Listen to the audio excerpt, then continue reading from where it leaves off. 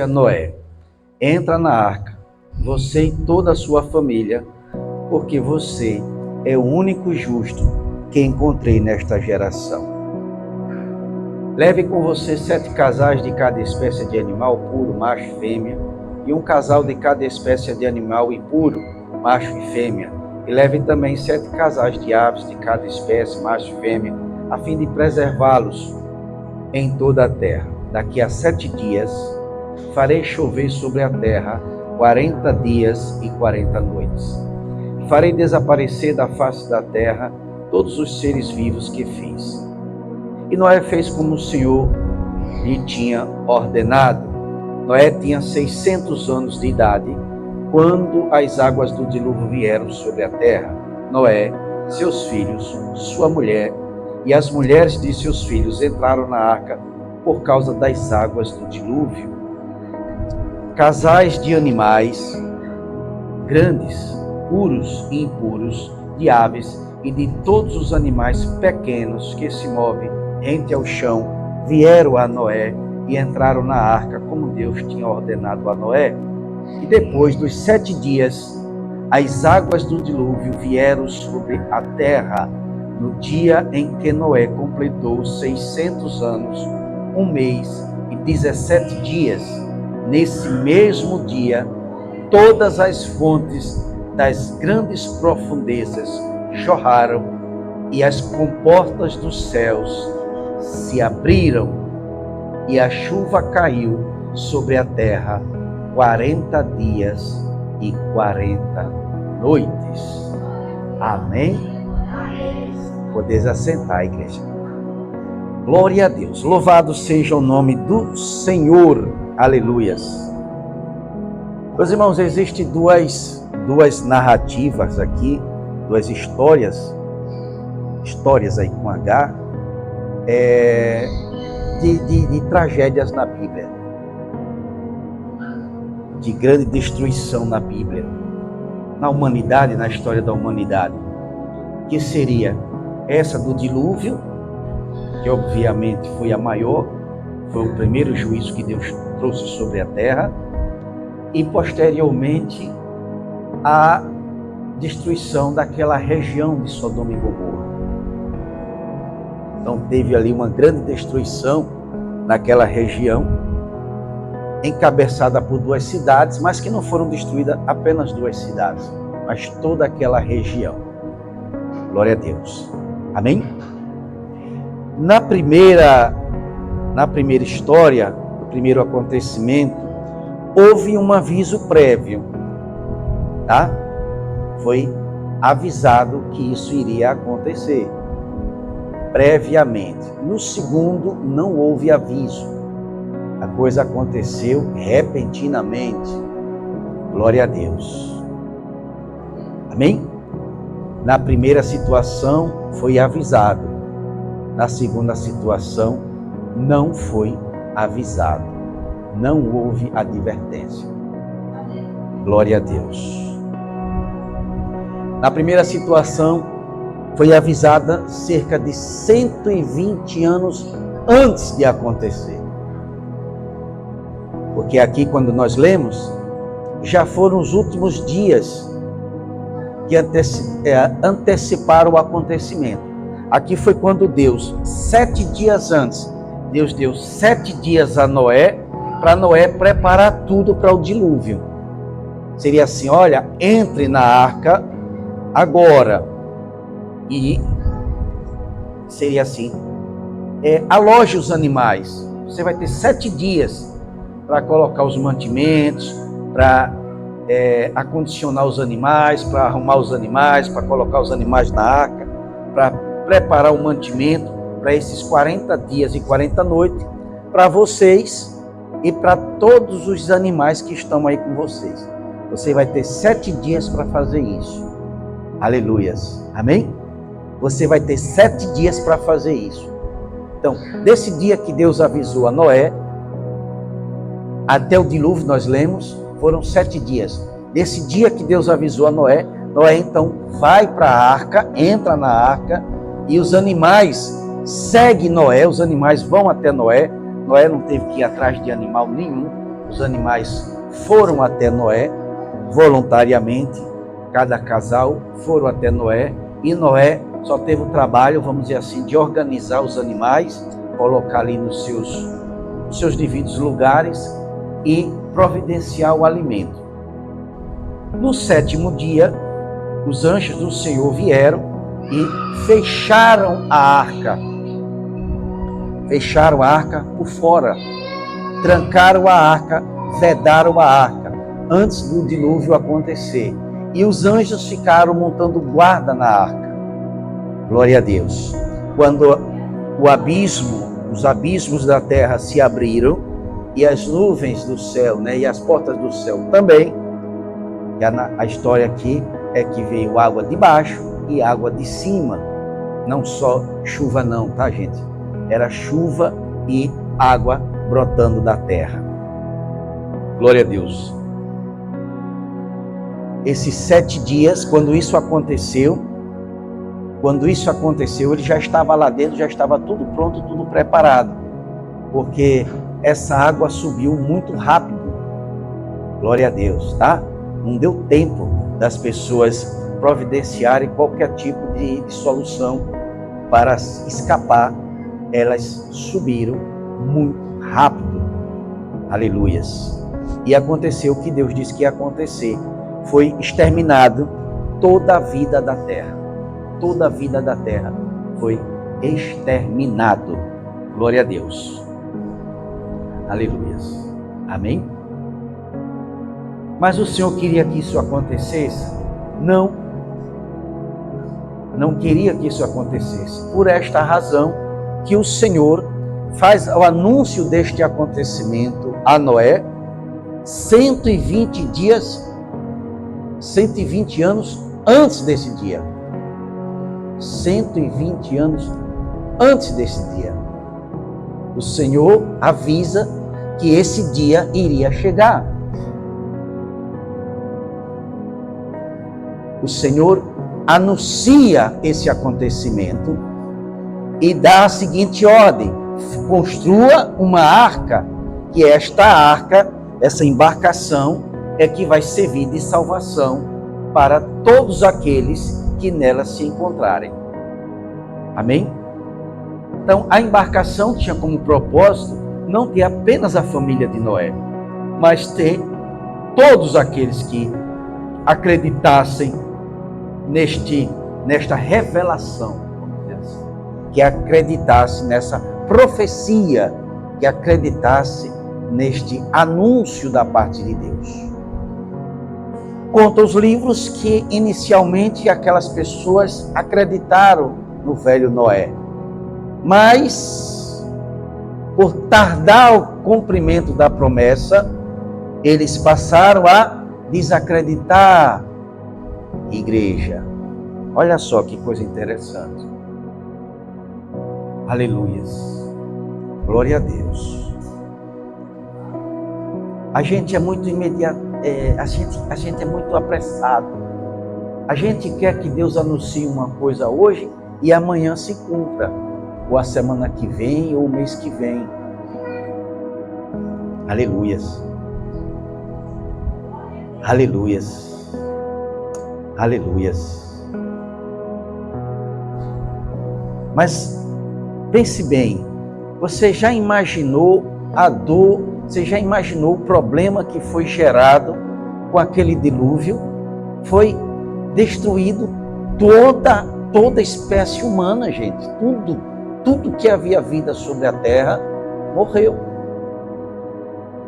Animais domésticos, animais selvagens, aves, animais que rastejavam, toda espécie de animal, eles morreram, inclusive os homens. Todos os homens e todas as mulheres que existiam naquela época morreram.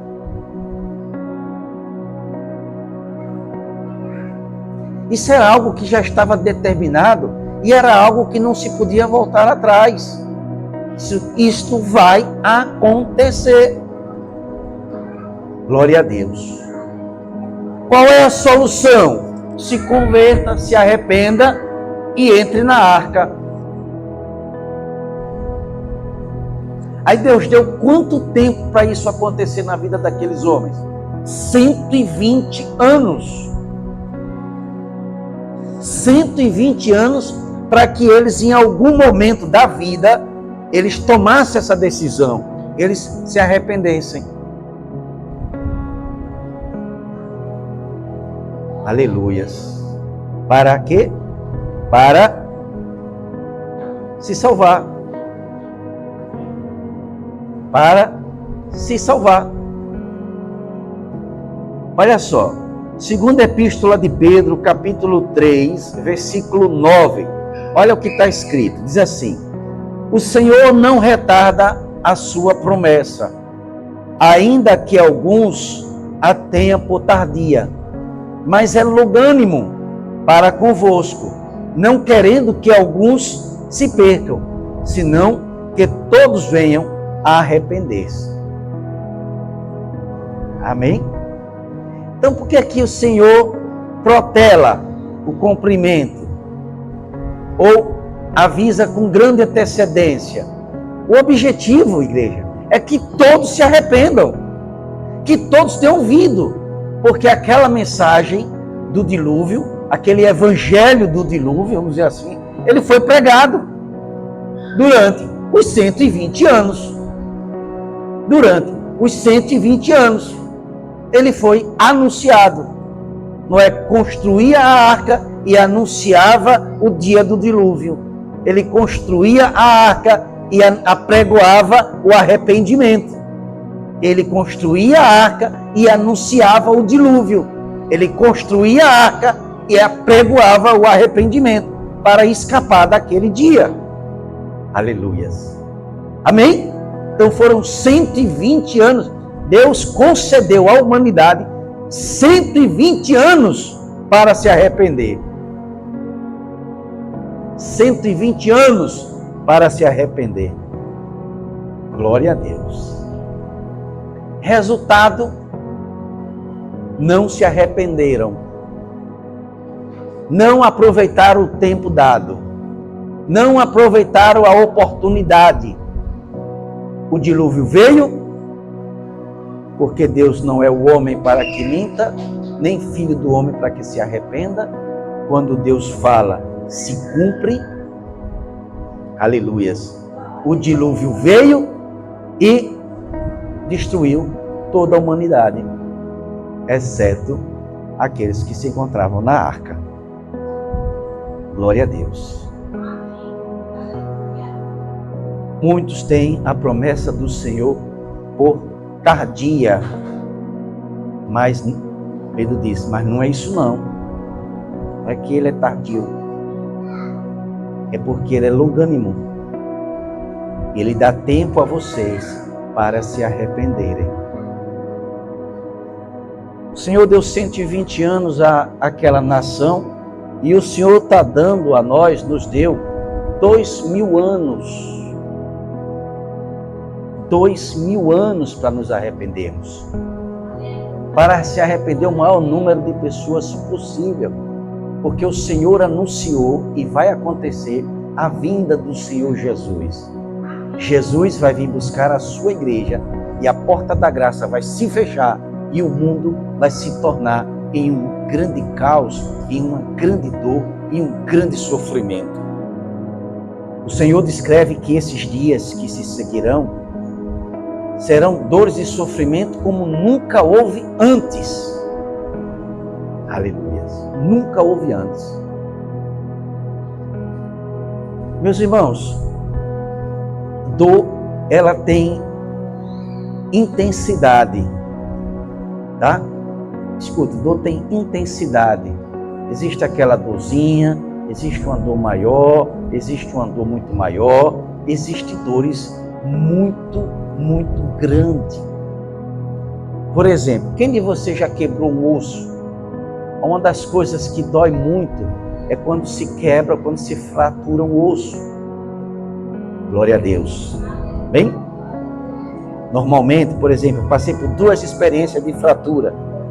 Uma doeu horrores. Foi uma dor insuportável, que eu fiquei até sem forças, de tamanha era a dor. Foi quando eu fraturei esse osso aqui, ó. Eu correndo, bati isso aqui numa porta.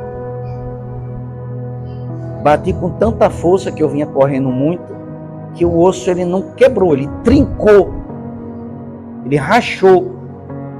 E a dor foi muito grande. Outra experiência que eu tive de dor foi de quebrar osso e não doeu, foi quando eu quebrei esse caju aqui, ó. Essa castanhazinha, né? Parece um cajuzinho. Foi uma bolada que eu levei na ponta do dedo. A bola topou de raspão. Essa não doeu. Topou de raspão. Eu mal senti o toque da bola. Só posteriormente o dedo começou a inchar. Eu digo, aconteceu alguma coisa com esse dedo. Tá inchando, tá roxo. A bola topou aqui de raspão, não doeu nada, não senti quase nada, mas tá roxo. Então eu fui, procurei, né, um ortopedista, e ele, quando tirou a radiografia, ele observou que tinha partido ao meio, de fora a fora, a castanhazinha. Então imobilizou para restaurar. Glória a Deus. Amém? Não sei porquê, nesse caso não doeu. Mas no geral, a fratura de um osso, ela dói demais, a depender de como é essa fratura, né? Essa daqui, por exemplo, trincou, não doeu. Essa daqui, que rachou, bateu e rachou, doeu demais. E esses dias, vendo um documentário, escute, igreja, o Senhor disse que esse período que se segue após o arrebatamento, haverá dor e sofrimento como nunca houve antes.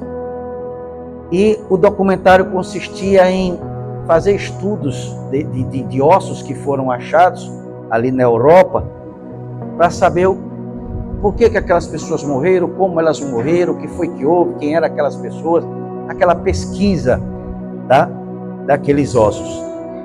E eles acharam um osso de um fêmur, escute, um fêmur, e o fêmur estava ele não estava quebrado, ele estava rachado, ele trincou, ele arrancou uma banda do osso, uma parte do osso. Olha só. E aí eles pegaram aquele osso e foram examinar o que aconteceu aquilo. Como se deu aquilo? Lembra da dor que eu senti? Que o osso rachou. Essa pessoa teve o seu osso arrancado uma parte dele, não quebrado, que já dói muito, mas teve, amém? Quebrado é isso, gente, dói. Já dói, mas o dele não, ele quebrou assim, ó, uma banda vamos dizer assim, uma banda do fêmur. E aí eles, como isso aconteceu? Como arrancaram uma lasca de osso da perna desse homem. E aí eles observaram que tinha um orifício ali no fêmur. Tinha um orifício aqui e a lasca aqui, daqui para cá, foi arrancado essa banda do osso. E eles checando, examinando, eles chegaram à conclusão que aquilo ali, aquela perna, havia sido penetrada por uma lança. Então seria mais ou menos assim, vamos imaginar o que aconteceu naquela batalha. Aquela pessoa estava em luta e ela caiu. E o adversário então veio com a lança, ela agora no chão, e crava aquela lança nele. Aquela lança, ela penetra o osso da perna. Ela penetrou o fêmur. E provavelmente, não sei se intencional ou não, mas de qualquer forma, ele vai tirar a lança. Provavelmente quando ele vai tirar a lança, ele faz aquela alavanca, e é quando ele faz essa alavanca que ele quebra, lasca aquele osso. Então, eu fiquei pensando, imagine a dor que aquela pessoa sentiu. Imagine a dor. Primeira dor da lança sendo cravada no osso, que já é uma dor Eu imagino insuportável. E depois ter esse osso quebrado por essa lança. O que eu quero dizer com isso, igreja? A dor que ele sentiu foi muito grande. E quantas guerras nós tivemos ao longo da história da humanidade? Então, quanta dor essas pessoas já passaram? Quantas dores, quanta intensidade absurda de dores essas pessoas já enfrentaram nessas batalhas, que eram muito cruéis. Eram na base das lanças, na base da espada, cortando assim, ó, arrancando o osso, quebrando o osso, partindo a pessoa, às vezes fatiando as pessoas. Então, foram provocadas muitas dores, e dores intensas. Esse é o único exemplo. Eu imagino que a dor que esse soldado, esse guerreiro enfrentou foi uma dor insuportável. Provavelmente já tinha outros ferimentos, e ainda por fim pegar uma dessa, aleluias, e muitas das vezes era deixado lá para ficar morrendo, agonizando